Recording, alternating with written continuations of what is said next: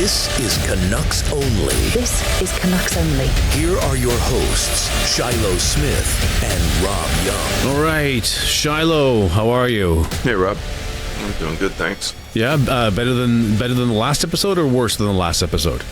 Well, we're where I thought we were going to be, so I guess you could say I'm just okay. You're meeting expectations. Meeting expectations, there we go. Your performance review, meeting expectations. Yeah. What's the new report card? Not extending? What's the middle one? I can't remember anyways. Yeah, I don't remember. But, yeah. Yeah, so it's this is exactly, I mean, when we're talking about before they went on this road trip, this was your measuring stick of where they'd be. Yeah, and I said, you know what, worst case scenario, they're going to turn around or best case scenario or whatever. I said, you know, it doesn't matter what they do the first three games. It's the last two that were important to me. And, right. And, you know, and they did well the first three games and not so well later on. So incredibly so. What a pleasant surprise, but then meeting expectations. So let's talk about the Vancouver-Pittsburgh game on Tuesday.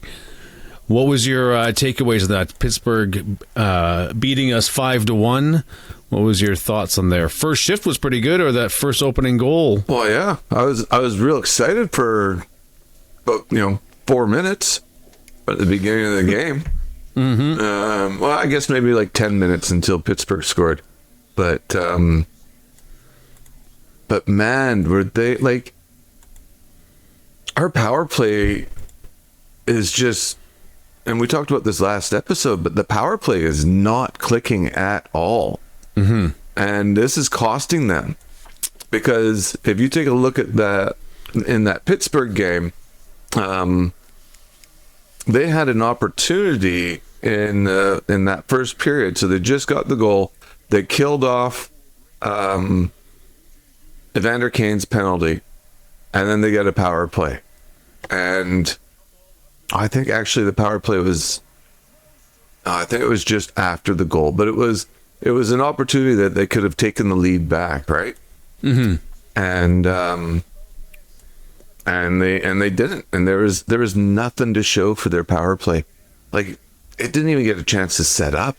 Yeah, it was painful to watch. They had lots of opportunity.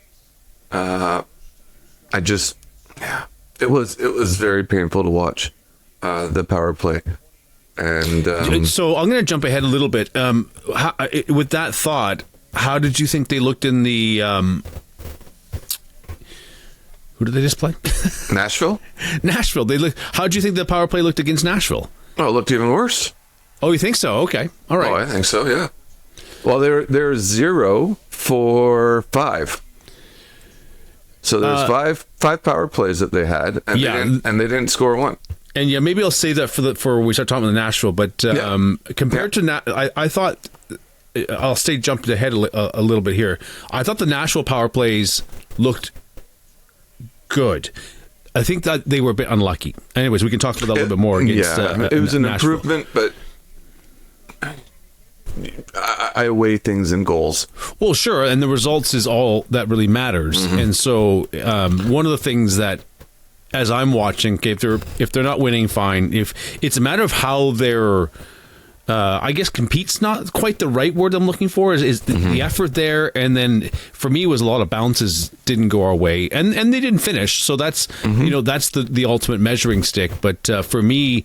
Comparatively, I thought the power play was creating, and we'll talk about in there. But I thought it looked okay in Nashville. So okay, but it was brutal in Pittsburgh. I'm sorry. Right? Yeah, totally. I mean, there was lots of brutal things. They looked a little bit tired, coming off the. Losing all the bodies that they have at that point too. That's what it seemed like to me, is that they were a little disjointed, a little tired.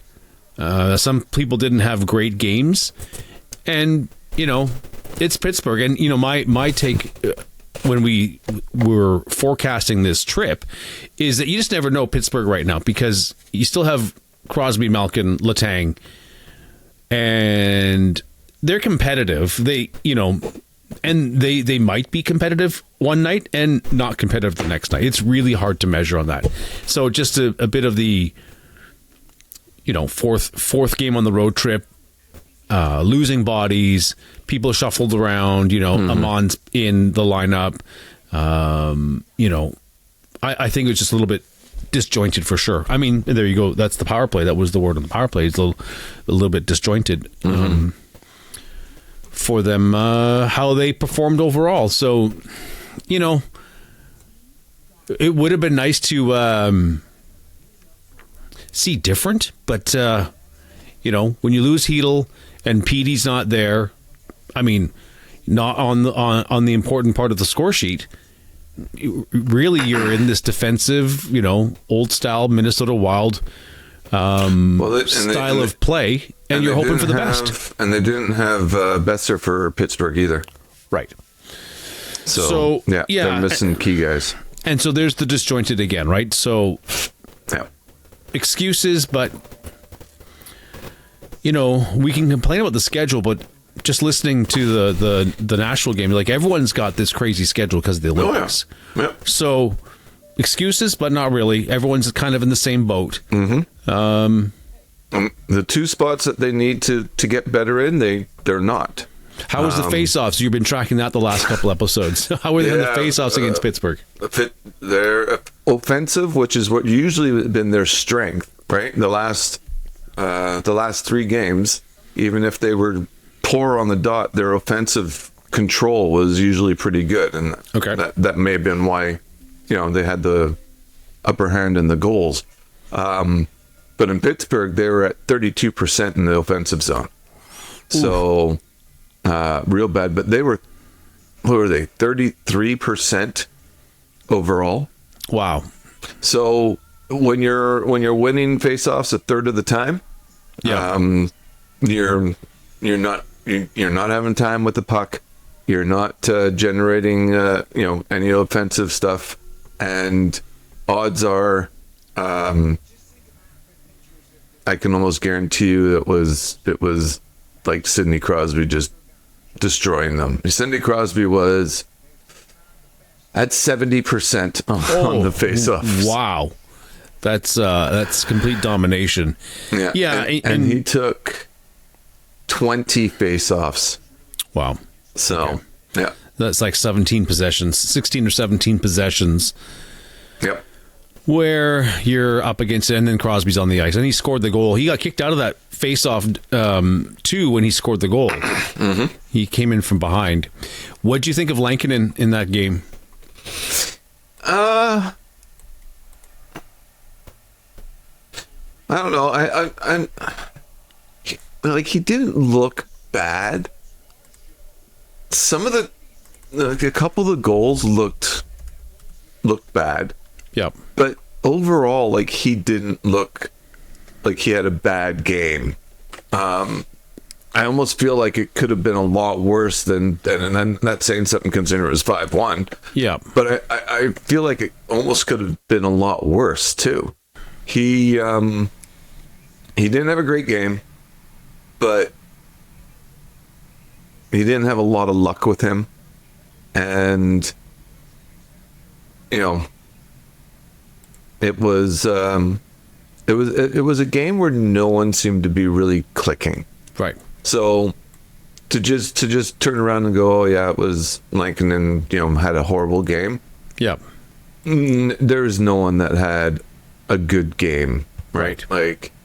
It was a tough game for everyone, Lankinen included. Yeah. Yeah, I didn't think he played terrible. I don't think he was the reason for the loss. Deflection and shot through screen, a high under the bar sort of goal from distance. Yeah, I think that they just look tired. I'm just rewatching the highlights here as we go. I thought that O'Connor had a bit of a tough game, I believe. I could have been. I think it was that one. But yeah, no one stood out in a good way, and everyone was just sort of Yeah, they were just off, Actually, one encouraging thing is I think Kane is finally warming up. I think he's finally adjusting. Yeah. And I can't remember if it was in that game, but I think it was in the Pittsburgh game too. He was playing with PD a little bit. Mm-hmm. So, it was one of the things I had said a couple of episodes ago is I put all the struggling guys together, let them figure it out. Someone's got to go. Well, I've been saying since before the beginning of the season that I think him and PD should be on a line. Oh, 100%. I agree. Right. And that you make that your pairing, and you sort of tweak it with whoever else you want. You want to throw Garland or Besser or someone else up there. But those two guys should be playing together. That's just my personal take on it. And Pettersson needs to just shoot. Like he had 2 shots in Pittsburgh. 2 shots. I think he had 1 in Nashville. So yeah, I mean he's got to get more pucks on net. And I think in the Pittsburgh game, I think Pierre Oliver Joseph, mm-hmm. He had the most shots with 3. Oh wow, that's everyone not else. Okay. Everyone else was below 3. Like no one else had 3 shots. He basically was, the shot master. Yeah, and when he's got the most shots on net, they're not. They're not high danger shots, right? Right. Yeah. Anyway, but yeah. So overall, it was a poor game. Yes, they looked tired. Yes, they were disjointed. But that's what I was saying before. Like they had, for me, it was like, okay, you did good the first 3 games, but this one's a telling one. This is where you really need to pull it together, right? Yeah. And this is where, if you're a team, you're a cohesive team, you can sort of fight through these sort of things, right? And I probably would have been even happier if it was just like a 2-1 loss. I could say, okay, well, at least they were in it, and yeah, there was some, but to get, such a breakdown where, they're getting 5 goals on you. Yeah. And even like our penalty kill wasn't that great either, and usually our penalty kill is pretty decent. Yeah. They had 2 power play goals on us. So yeah. they Pittsburgh made it 2-1 with 5 minutes left in the second. So it was a little closer in the game, and fatigue at that point. As I'm letting the highlights refresh my memory here for this. Lots of excuses, but that's going to happen, and so they need to find a way. So yeah, it was 5 minutes left in the second, and they just made it 2-1. So positive in the second, they made 3-1. There was 3 goals in the second, right? But it was 1-1 up until 5 minutes left in the second. So yeah. So, and then I'll flip to the positive for a second. This is the second. This is another game where I saw flashes of really good stuff from Baines. Mm-hmm. And again, in the Nashville game, he sometimes, and this has happened for the last, I'd say 6 or 7 games, I get fooled with the 3 on the back, and I think it's Juuse. He's moving so quick, and that left-hand shot, same style, almost skating, hunched over, you can't quite see it, the number, and white tape on the stick, and like, oh my God. And then it's you see it's Baines, like, oh wow, okay, that's good. That's but a couple of more good passes of offensive creativity that I'm really enjoying seeing. So I think that's just, more steps forward for him. Sasson again is playing very well. Mm-hmm. So some positives there. Carlson slowly kind of figuring it out maybe a little bit. He needs to get some man strength. He's a pretty big dude. And so if he can start getting some NHL strength, he's going to be pretty good and pretty tough customer to handle with decent hands. So, yep. I don't know if Juuse had a great game in this one. He had a much better game in Nashville, not sharp. It's funny because sometimes you never hear the stories, but sometimes the teams will have nightmare travel. And you don't know, they got in at 3 a.m. or whatever, something super late. That's what it kind of feels like with this game. It's one of these untold travel stories where they're stuck in an airplane for an extra couple hours on the runway, something like that never makes it to press or makes it to social. Yeah, but that's what they're not going to talk about it because hockey players don't they don't make excuses for for bad play unless it's on the ice. Right? Yeah. Did you ever hear that time when was it maybe Brent Burns with Carolina? They got stuck in the tarmac, and so he ordered takeout of 150 cheeseburgers from McDonald's, and they delivered it to the plane. It's stories like that you only hear as a weird anecdote somewhere, and you're like, oh wow, okay. That's so funny. They have these weird problems that aren't really, they're definitely first world problems, but that's what this game felt like, something weird. Yeah. But fourth game of the 5-game road trip, and lights out in Pittsburgh there. So, but I saw some positives, but not many compared to the negatives. That's for sure. And they only played PD like 16, 17 minutes that game. Only, I say. But I mean, you and I already talked about the proponent of give him everything, right? Give him everything, then 20 we'll minutes go way back, right? Nice, 20 minutes of night at least, and put him in all the situations, and he's got to fight his way through it, right? Totally. And then they're going to get frustrated and let him sit for a bit, and then try it all over again. Like, I don't know what's going to make this player tick. Like, I don't think he's made of the same stuff traditionally that you could motivate this is a bad example, but a Matt Cook or a Yannick Hansen or a totally different style of players. But that if you did that to those types of players, or a Trevor Linden or a Marcus Naslund or, a Pavel Bure, that they would respond with a different set of emotional heat, and they would come out mostly on fire. Yeah. And angry. They'd be angry and be pissed off. Embarrassed and pissed off, right? And PD just doesn't seem to have that. Like even he took a bit of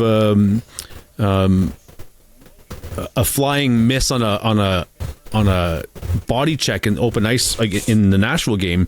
He just got a piece of the guy's head, I think of it, just glanced off him. But we're not even seeing that from him, where he's taking, it's not going, I'm going to reverse destroy somebody on a body check, So I don't know. This is really into hockey, this is into like human psychology stuff, and I really don't know. And I don't know if the coaches know. So we'll see, where is this, game 7, game 8, Mark? If they had kept losing without this win streak in the middle, I think that we would be talking, what are we going to get for Pettersson at this point type conversation. But we've got some time now. We've bought ourselves 3 games of time to see what else is sort of around the corner coming out of this nasty road trip. It's not even that nasty at this point, right? So no, I mean, they came out of the road trip over 500, and not too bad. But yeah, so let's move on to that, to the Nashville game, because I think that they got a bit unlucky overall in this. I'm rewatching the highlights here. Saros was like amazing too, right? And I think that the chances, like I was saying on the power play, there was chances, like they were creating stuff, and they just. It was a bit unlucky, over a stick, just missed pass, hit a stick, hit a skate, got blocked. They were creating for me. I by my count, in my Canuck colored glasses, it could have been 3-0 Canucks, but in hindsight, there was a couple of deflections on Demko that went straight into him. Yeah, whatever the supernatural force that Demko is, he's sucking those deflections right into him. For other goalies, it would go over him and whatnot. So, super good luck. So it probably could have been 3-2 coming out of the first. There was that many chances, and it could have been as high as like 5. And the power play was clicking. They were creating stuff, and in a very simple way, without Pettersson firing, and without Hedl firing, and without the presence of a JT Miller, and that sort of offensive chemistry. We really have 0 game breakers going at the moment. If it's not Quinn, superstar number 1, and then it's Demko, superstar number 2. Man, we're just grinding it out. Like, we're just hoping and praying, and it's almost a middling type team because, well, that's not to disparage the Besters.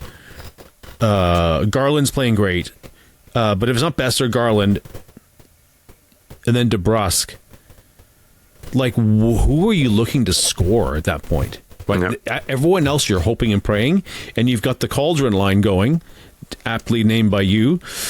Thank goodness we got something, because Sasson gets another one in the Nashville game, and he looked good all game too. And so what's the story here, right? So we moved ahead to the Nashville game.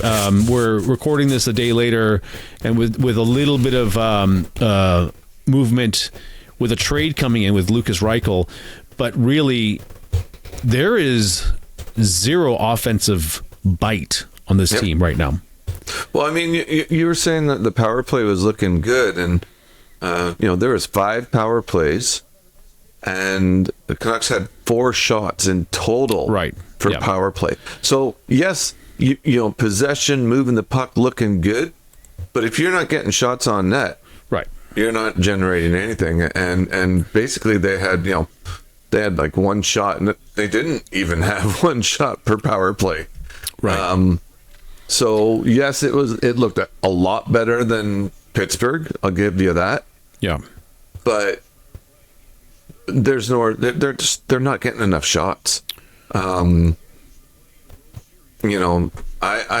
love, like, and the young guys are doing good.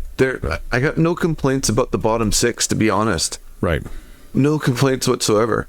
Right. They're doing what I would expect from a bottom 6.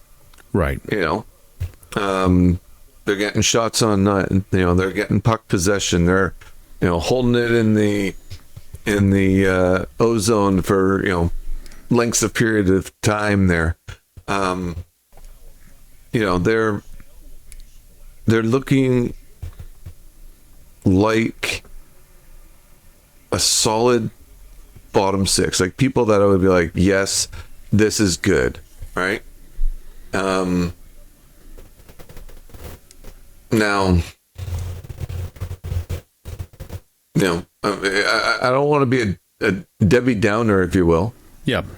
But there's a lot of glaring areas that need to be addressed, right? Yeah. Get sharpened up for sure. No doubt. Just not to defend, but Nashville is the 5th best PK team in the league. Mm-hmm. I think they have the number 1 home PK. But yes, you're right. The results need to be there, and having the opportunities. And we had a 2-man advantage for a bit there as well. Mm-hmm. And that's where you really have to. Breakaway too, I think. Yeah. It's shorthanded, actually. It was Sherwood. Yeah, it was Sherwood's, yeah. And man, that looked good. And Saros was on his game. He looked really sharp. Great. He looked peak Saros for sure. Yeah. When you had a couple of Vezina caliber goalies going at it. Yeah. Yeah. So, this is a game, and I like we played well. The bottom 6, all our support guys did what they had to do. This is a game that we could have won, just with a lucky shot or a goalie that was a little bit not Saros. Yeah. And this would be different. This would be 2-1 Canucks, right? Everyone played well. My only complaint is getting production out of our producers. Yeah, for sure. I mean, look, I don't know if we were set coming into the season. There was hopes and wishes about Hedl. Hedl looked totally fine. He looked the part. He looked, coming in shape. He's big, he's fast, creative. That's what I've said about him before. Not having seen him much, I mean, I do peek in on a lot of games during the rest of the season on other teams, and I do remember Sam Rosen calling Hedl's name quite often. You're like, who's this guy? And you're watching him. He's always third line, always creating something. Oh, okay, that's okay. But I when in his time here, I've seen more of exactly what the Rangers had. sort of a third line contributor trying to find his way, except he's on the second line. He had a great start, lots of goals. I mean, it's a small sample size, so it's hard to get up on him or it's hard to get down on him because we just didn't quite know what we had, even though he had a great start. But you're right, the producers need to produce. Otherwise, oh my gosh, like we're going to be in tough and having to lock down, in a more defensive-minded system. Although I am enjoying, again, his adjustments in the system of letting the defenseman pinch. And I've seen it a couple more times where that's kept the play alive with success. So that's been good. Yep. But when your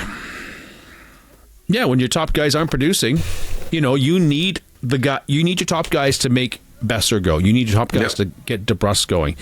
You need your top guy to get Kane going. Like Connor Garland should, and I've said this before, I love Connor Garland. I think he's like amazing. I love him to death. Yeah. Okay. But he should be your third line center. Right. Third line. And he should be out there just dominating the other third line centers. He's playing like first line minutes. He's like he shouldn't be the guy that's sparking the team consistently, right? It's more, he should be that guy that, like, if all of a sudden things drop down in the period, he comes out, high energy guy, does something, and everyone goes, yeah, that's what we're supposed to do, and then gets back in the game. I honestly, and I'm not, this isn't a judgment of the dressing room, but I just feel like watching them, there's a lack of passion. And that's, and that's not everyone, and that's not always, but it just, there's moments where I'm like, where's the passion to play here, guys? Yeah. And Connor brings it all the time, and that's one of the things I love about him. Yeah. And so do other guys like Kiefer, Sherwood, he's always doing it. Sasson, he's always going, and that's why I love the bottom six. I think our bottom six is probably, up there in the best of the league. Oh, for sure. Yeah. And that was on paper in the summer when looking at it, like, we are for sure, our bottom six is totally fine. Yeah. And if our top six would sort of get some takeaways from them. Right. Well, it's a super interesting point. So let's just, I just pulled up the Canucks roster. So let's go through this line by line and just sort of like, let's take a temperature gauge here of what their personality's like. Neil Zaman, quiet. Yep. Baines, quiet. Bluger, a little bit quiet. Besser, quiet. Hedel, quiet. DeBrusk, quiet. Garland, spark plug. Yep. Höglander, quiet. He's not playing though, but yeah. Right. But you're talking about the qualities in the room, right? Kane, firebrand, new team. It'll take him a while to get there. Carlson, little quiet. No. LeBate's only up for a couple games. He looks like he's more of a character guy. Don't know. Lekkerimäki, quiet. Drew O'Connor, quiet. Heedy, quiet. Ratu, quiet. Yep. Sure. Then we get to Ratu, Reichel, Sasson, and Sherwood. And only Sherwood in that group will be not quiet. Yeah. Okay, then you got on D, Forbert. This is all alphabetical.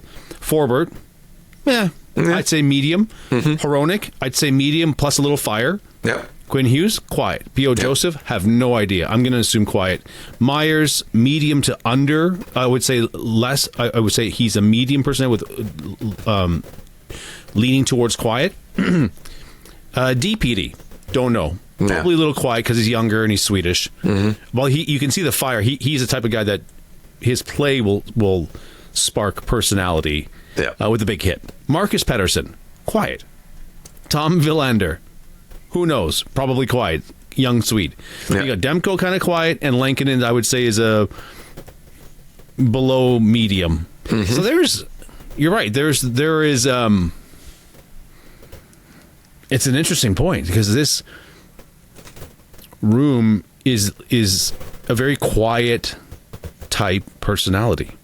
They don't have the,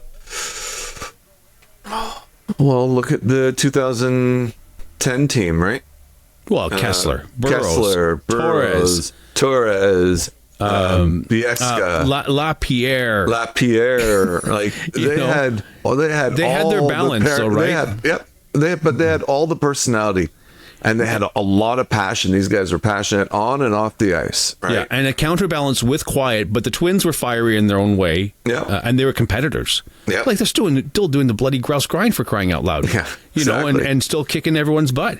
They're competitive. So you're right. It's a very interesting point, and something that needs to be addressed. How do you inject that passion into that room? Yeah. And I wonder if that was a frustration of JT's, because he's a passion guy. He's a loud guy. He's the one that's like wants to get emotion out of people.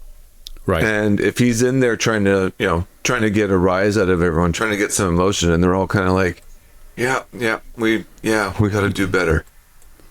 That might be frustrating for him. Oh, for sure. Right? Or complete he's just contrast. Going, like, no, what do you mean? No, like, we need to see something. Even having Suter in the room last year, he was also super quiet. So, yeah, I think that's actually a very salient point. And, Lucas Reichel is not going to change that at all. He's young as well. Yeah. So, he's an 02 birth date. So, what is that? 23.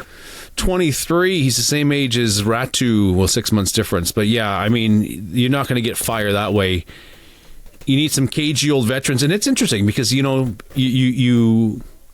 think that you could kind of build your EA hockey roster and just let it be in the NHL. But you can see why there's a reason why teams are built a certain way. There's a healthy mix of veterans, a healthy mix of the leadership, a healthy mix of personalities, and sometimes countries at that point, because certain countries have certain personalities. I'm just looking at the Canadian roster. So from Baines to DeBrusk to Kane, that's the three forwards that are from Canada. And then P.O. Joseph is Canadian. And Americans are great that way too. Sassen's got some fire, but he's still not going to he's not going to bring leadership yet. No. He's too new to the still room. Young. Yeah, so it's actually a very good point. And yeah, with only two spark plugs in the room with Garland and Sherwood and Quinn. I mean, Quinn's like on his play. He can spark just by his play. Absolutely. But I would say the same thing about Petey if he was playing like he can. Right. Yeah. Right. So I mean, that's the thing. Like if Quinn Hughes has like a big huge lull, he's when you watch him, and this is what we're doing with Petey. When you're watching him, you're like, well, he knows he's not doing well, and he's not doing all the things, and he's not even upset about it. You know what I mean? He's not even passionate about anything. Yeah. Right? Like, how many times did you hear JT Miller swearing as he was coming off the ice because he screwed up or he missed a shot or something? And I'm not saying that that's the proper way to be. Like, I don't want to say everyone has to be a JT Miller, but there has to be some sort of passion. And like you said, Quinn Hughes shows his passion in his play. Right? Absolutely. You can see that passion. You can see him like just giving it his all. So when we don't see that in the play, and when we don't hear anything, and when you're just kind of like, oh yeah, it was a bad game and we have to do better. Right. It starts to beg the question, is there enough passion on this team? Right. Yeah, that's a great question. And that falls on, obviously, the manager to put the right mix in the room. But, yeah, it's a great point. Because when you're down, and this is the reason I've been a Garland fan since the day he arrived, along with being bolstered by the Phoenix reporter of being confused why he was included in the trade, is that he's a catalyst. He's a motor. He is, when the team is down, he is one of those players that will dig deep into his boots and give it everything he can for the team to try and spark something at 5'6.5" or whatever he is, right? It's crazy. So, and Sherwood, and someone was tweeting Sherwood's about the same. that, Sherwood's going to get $6 million next year. I'm like, holy cow, that's a lot of money, because Lane Hudson's only signed for 7. So that's crazy. But I don't want to lose a Sherwood. I would, at age 30, I would try and sign him long term, and we can talk about that in a future episode, because I think that he is worth a lot. He's worth a nice long-term deal to say, hey, good job of establishing yourself at age 28, finally, after being bounced around 3 times and landing in a nice spot, and hopefully he likes it here in town, and hopefully the Canucks offer him a 6 or 7 year deal and at reasonable money, and we keep him for a long time, or someone else will offer him more. Yeah. But you're right. Kane's out of here next year, essentially. Well, his contract expires. And after that, man alive. And Kane's not he's the type of player you need to have him around for I'd say 3 years, right? Maybe in the second year he gets comfortable and starts. But in the first year, he's it's going to take him half the season. Yeah, I think half the season. Yeah, I would think that by game 30, he'll be like, okay, boys. Yeah. He's going to go do something, big hit, big fight. Do some crazy gesture, dust his hands off after a fight. Or does he just fall into what everyone's doing? Yeah, and that's a fear. That's a fear. I don't think so. I think he's got to. For him to return here and to really want to be here and the big smile on his face all the time. The Evander Kane, I think most of us think that we knew, but seeing him more up close in the summer, in the off season, in preparation of playing, man, that guy always had a big grin on his face, and so I've slightly changed my attitude on him, but I don't think he'll stay quiet for that long. Not a chance. I hope not. And we'll see how the next, 3 weeks go, because American Thanksgiving is that a month away? Yep. And so that's the benchmark, right? So if this will be a rough ride if we get kind of what we just got.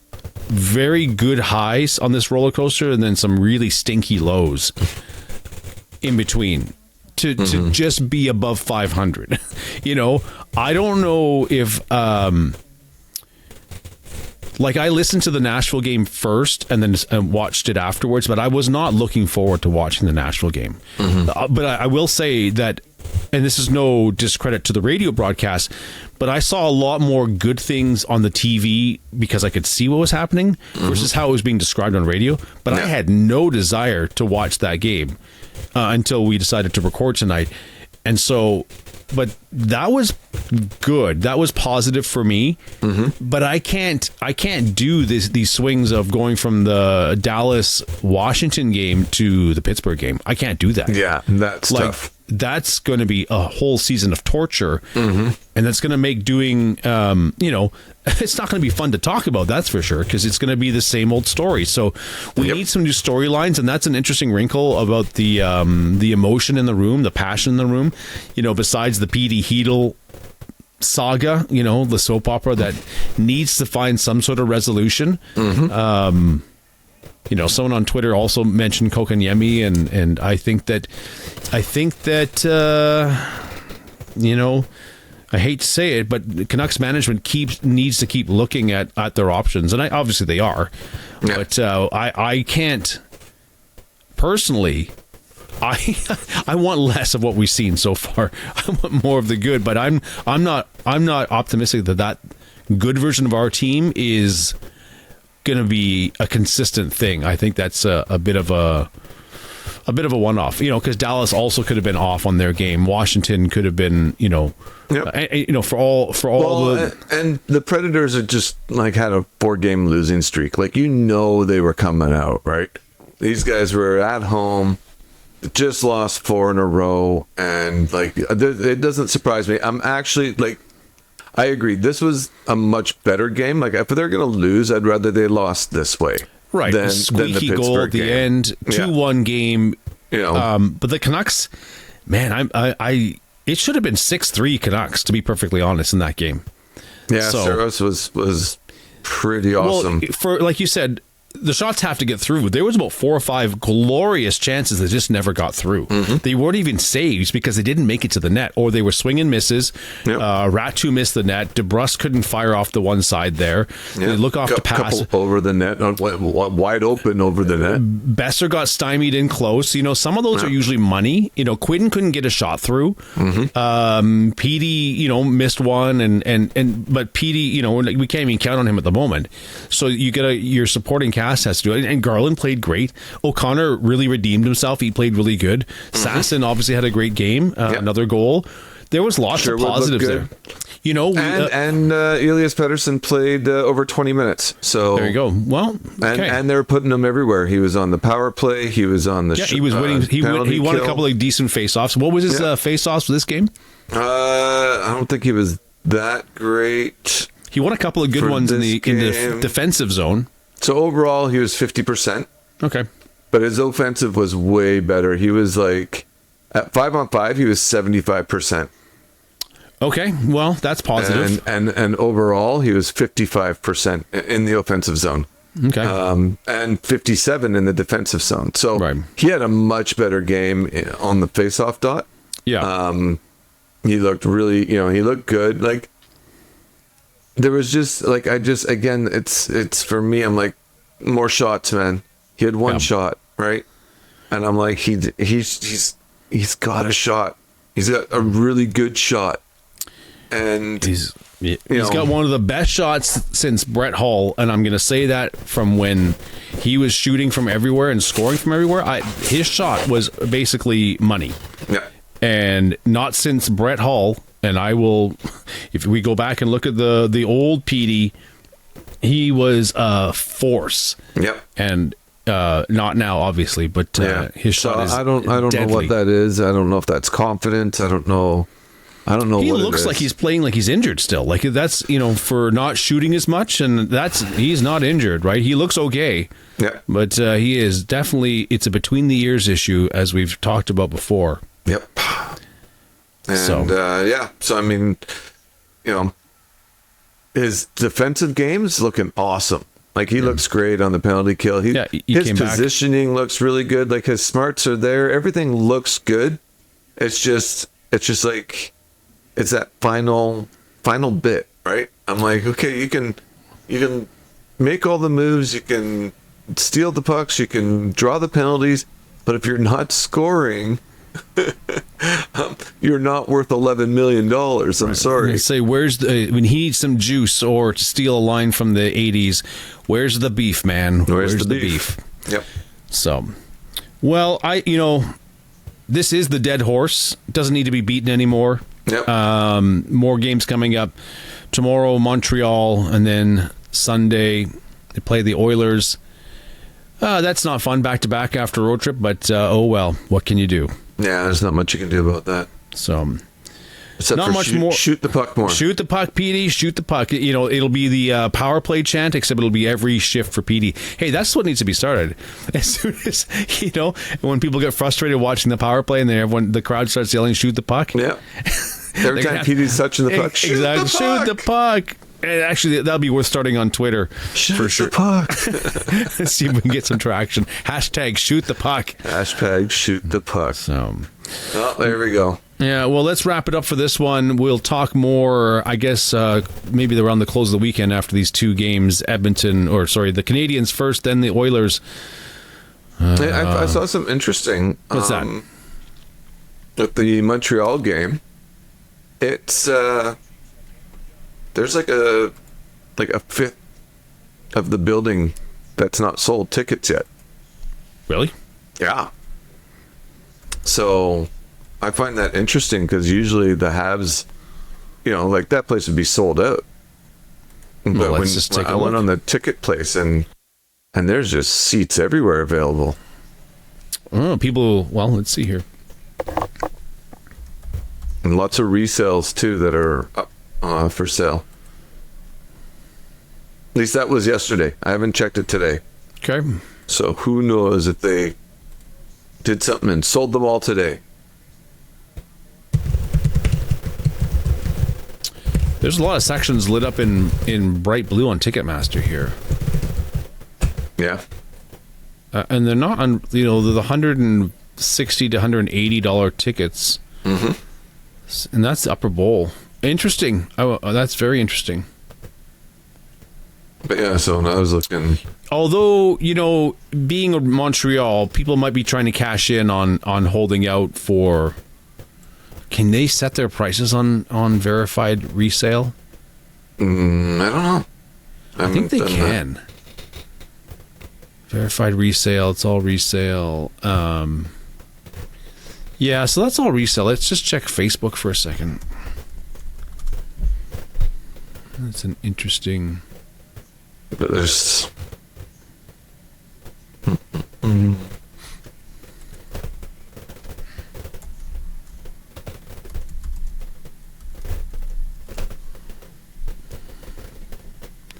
Yeah, it's... There's a smattering on... There's only four or five on Facebook. Maybe in the first sort of search here. 6, 7, 8... 9. So yeah, there's a handful. Yeah, interesting. Yeah, like I said, because normally, yeah, they're long gone. Right. This game sold out like ages ago. Well, drive those prices up, make those Hab fans pay top dollar. There you go. Milk it for all you can. So it's always a terrible thing when the original 6 show up, but very bad for the Leafs and Habs when they're in town. So. Oh well. Anyway, well, yeah, that's it, and yeah, you know what? The Canucks. I feel like they're just exactly where I thought they were going to be. Yeah, so kind of. I'm not disappointed. Yeah. There's still those issues that need to be addressed, and I'm glad they're at 500 hockey. Well, minus Hedl, and then we didn't talk about Reichel very much, but I've been watching Reichel for about 3 or 4 years for my long-term pool. The kid's got tons of potential. He's had a couple of stinky last couple of years, but the third season just prior to that, so 3 years ago, he looked really good. He looked on the cusp of like being a first, second line contributor for Chicago. And then Bedard came in and he kind of crapped it out because they put him with Bedard and he couldn't find any chemistry. So that was super interesting because I was going to try and sneakily pick him up late in my long-term keeper pool. You always watching for those, dark horses, and he's a dark horse for sure. I would say he's a, if you mixed, not with the shooting, but a Lekramaki with a Hedl, ability and size-wise. He's not very big, but he's fleet, and he's very creative. So let's cross our fingers if he can find chemistry with someone in the lineup. I wonder if that's to get him down in the bottom 6 and move someone up. Well, it depends how bad Lekramaki's hurt. I don't know what the prognosis is on him. Hedl, I don't know if you saw it with back with Craig Button on Donnie and Dolly, but Craig Button says if he was the GM, he'd be recommending that they need to seriously consider retiring. Yeah. This is his 6th major league concussion. Yeah. So it is concussion for sure? Have they said? Pretty much. I mean, everyone's assuming. I haven't seen the official report if there is one. I haven't seen anything yet. But someone else's comment is like, "Hey, the major point of impact was not the head, and yet he's still out." Yeah. So that's how fragile his head is. Noggin is, and so Craig Button gave 2 examples. One was Brad Rowenka, I think, which was a good example, to Steve Montador, which was a bad example. But those conversations were essentially the same because I think he was the general manager for both of them. Yeah. Well, the first one for sure, but the second one is that they had conversation with Steve Montador, and Montador's like, yeah, I'm going to try to do everything I can, and very shortly after, very tragic end for Montador. So that was Button's recommendation, which was, doesn't seem, with all we know about concussions from all the major league sports that deal with it and have studied it, quality of life, man, like, is that, you just signed, you got a few bucks in the bank, you can make a few more bucks more. I'm sure the Canucks will treat you right, or the Rangers or somebody. It's going to suck because I don't know how old he is, but he's not that old. And what's more important to you? Yeah, exactly. Health, family, and kids, or trying to squeeze out another 2 years and frustration and or potentially very, very bad side effects. So yeah, no doubt. I'm just looking at the last 5 games of Reichel. Yeah, he's got 2 goals, 2 assists. 4 points. And they might have been playing, as happens, they might have been showcasing him a little bit, putting him up and down. So, but from watching, if you watch him from 3 seasons ago and you watch that year's highlights, he was in a lot of Chicago highlights. You're like, this kid looks like, I want to say that the potential of like the Höglander, Lekkerimäki, Hedl type, offensive flair. Yep. He's got it. There's no doubt. It's just a matter if he can put together in a consistent form, which we certainly do not need more of that inconsistency in our lineup. So he sucks on the dot. He's 40. Yeah, and I think 40%. I think he looks more like a winger than a center because he's not that big. Yeah. So he's 6 foot. Yeah, he's slight though. He's slight and quick, right? So a very slight body. Definitely does not play a physical game. That's for sure. Definitely a skill game for sure. So maybe I'll look in to see who we should be trading for a face-off guy. Well, in the Summer of Nothing episode, we went through the whole thing. I think a lot of that's still valid. It's a matter of some of those people are off that list now, like the Mason McTavish and there was someone else that signed, but there are still others, that are in a surplus, and who knows? Like the I guess that's the reason you play the games. Some people are having good years, bad years, whatnot. So we'll see. Injuries and also injuries. Bring Bo Horvat back just so he can do face-offs. I don't even know if poor old Bo would make a difference at this point. Yep. So, all right. Anyways, okay. That's good episode, and we will talk to you after one of these 2 games, probably the Edmonton game. So let's shoot for after that one. Sounds good. We'll talk to you then. All right. Have a good night. Thanks, Rob. You too. Bye. Thank you for watching Canucks Only. Canucks Only. If you enjoyed this episode, please like, share, and subscribe.